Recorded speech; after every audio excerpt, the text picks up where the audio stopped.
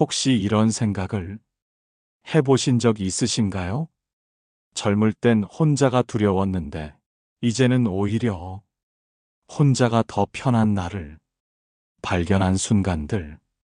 하지만 어쩌면 그 편안함 속에 조금씩 스며드는 외로움도 느껴본 적 있으실 겁니다.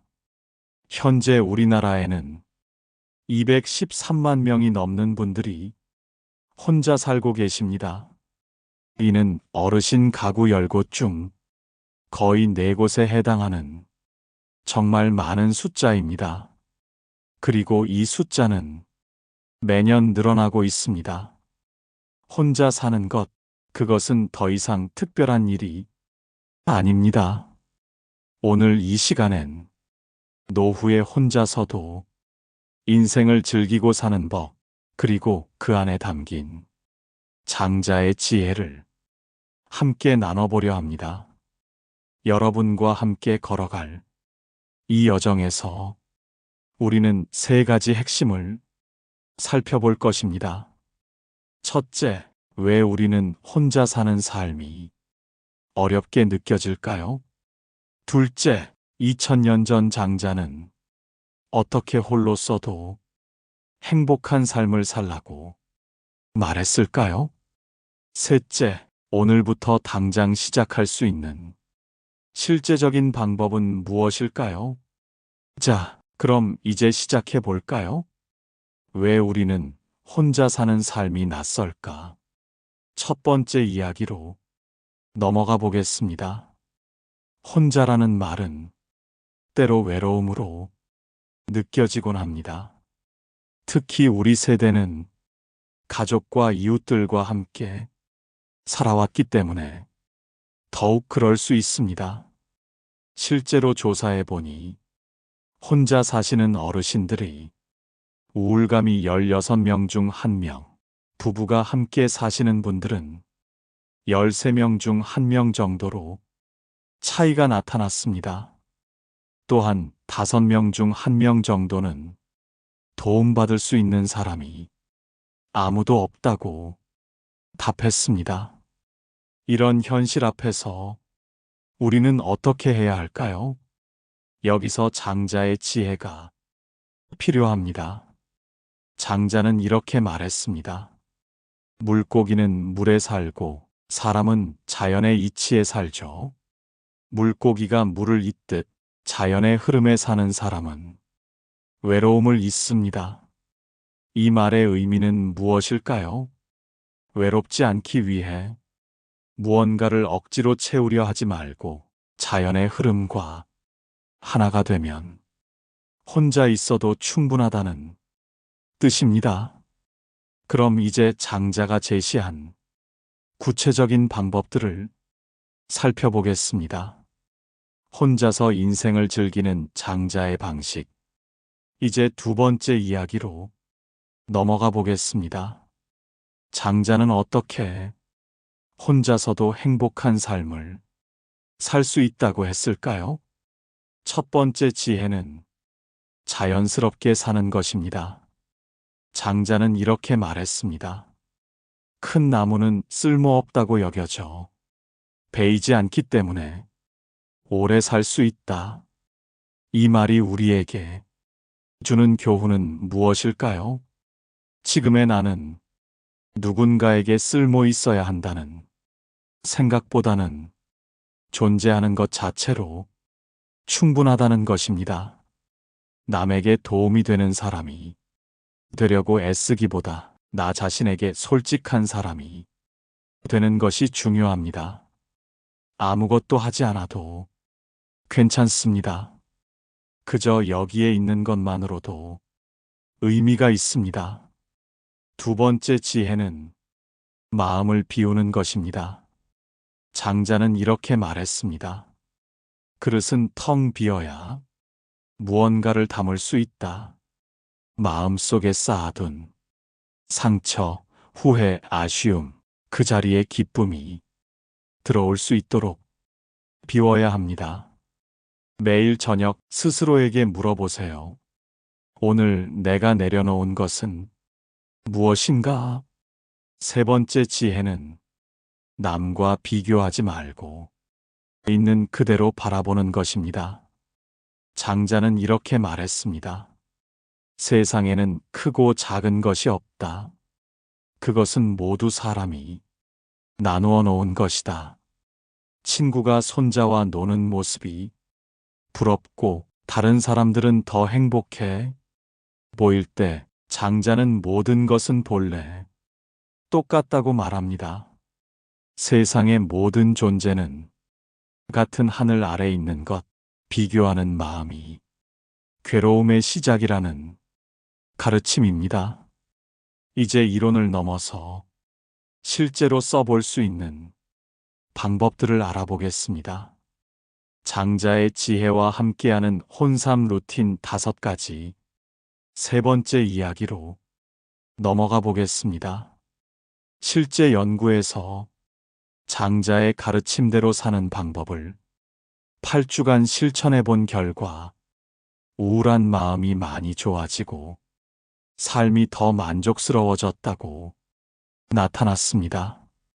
그럼 구체적으로 어떻게 실천할 수 있을까요?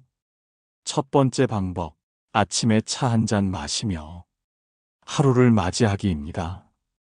장자는 말했습니다. 여유롭게 즐기며 사는 것이 진정한 자유다. 아침에 일어나 차를 우리는 시간, 그 자체가 마음을 다스리는 시간입니다. 이 하루도 내 것이다. 이렇게 생각하며 하루를 시작해 보세요. 두 번째 방법, 걱정을 종이에 적어보기입니다. 오늘 마음에서 내려놓고 싶은 감정을 글로 써보세요. 장자는 말했습니다. 그릇은 텅 비어야 무언가를 담을 수 있다.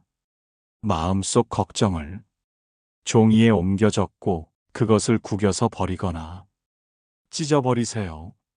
실제로 행동하는 것이 마음의 짐을 덜어줍니다. 세 번째 방법, 나에게 따뜻한 말 건네기입니다. 괜찮아, 오늘도 잘했어. 이렇게 스스로에게 다정한 말을 해보세요. 장자는 말했습니다. 진짜 현명한 사람은 자기를 잊고 세상과 하나가 된다. 자기 자신과의 대화가 세상과의 어울림으로 이어집니다. 네 번째 방법, 작은 산책이나 자연 구경하기입니다. 새, 나무, 구름을 보며 함께 숨 쉬어 보세요. 장자는 말했습니다. 자연의 이치란 있는 그대로의 흐름이다. 자연의 변화를 보며 우리 삶도 그 흐름이 일부임을 느껴보세요. 다섯 번째 방법, 죽음을 자연스럽게 받아들이기입니다.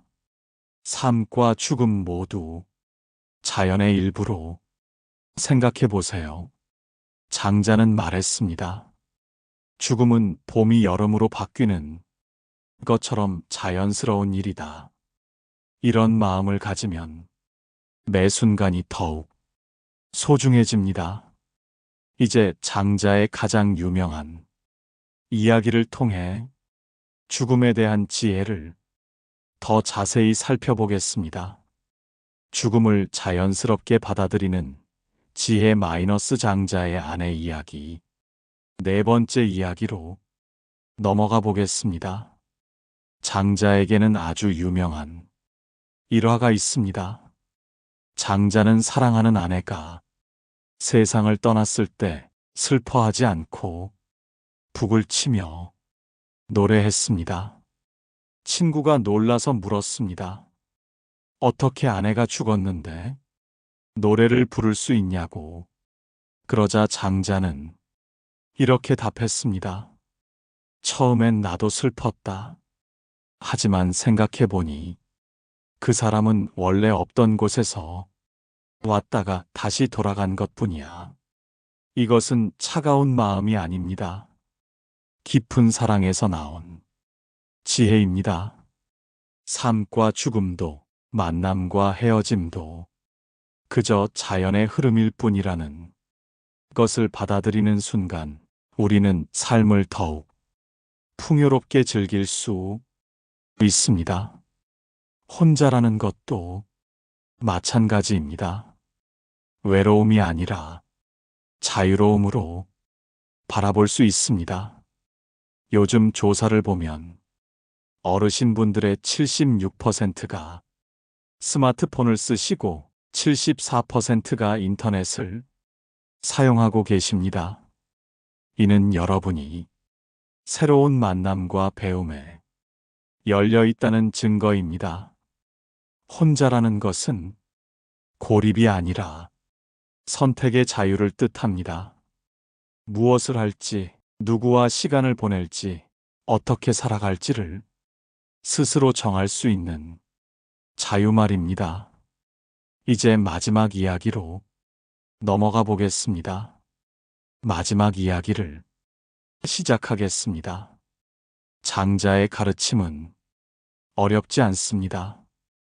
오히려 비우고 내려놓고 흘러가게 하는 법을 알려줍니다.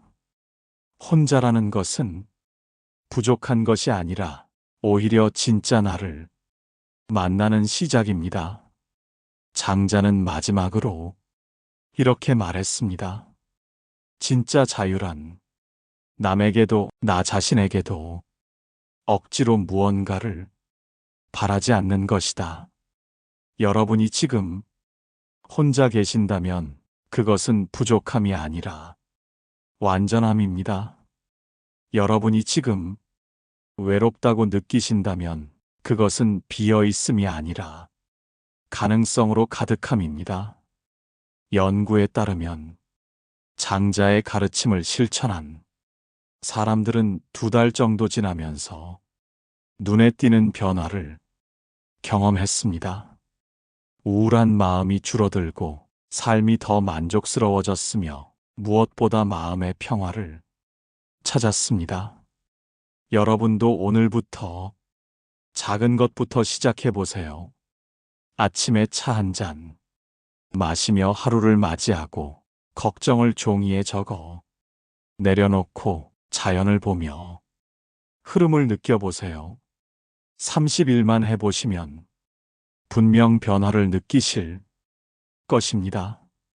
오늘도 혼자이지만 그 누구보다 행복한 여러분의 인생을 조용히 응원합니다. 여기까지 들어주셨다면 여러분은 정말 대단하신 분입니다. 귀한 시간 함께 해주셔서 진심으로 감사드립니다. 오늘 이야기가 여러분의 마음에 작은 위로가 되었기를 바랍니다. 만약 이 영상이 도움이 되셨다면 구독과 좋아요를 눌러주시고 댓글로 여러분이 생각이나 경험을 나눠주시면 정말 감사하겠습니다. 알림 설정도 잊지 마시고 다음에 또 만나요. 오늘 하루도 여러분 자신에게 따뜻하게 대해주세요. 감사합니다.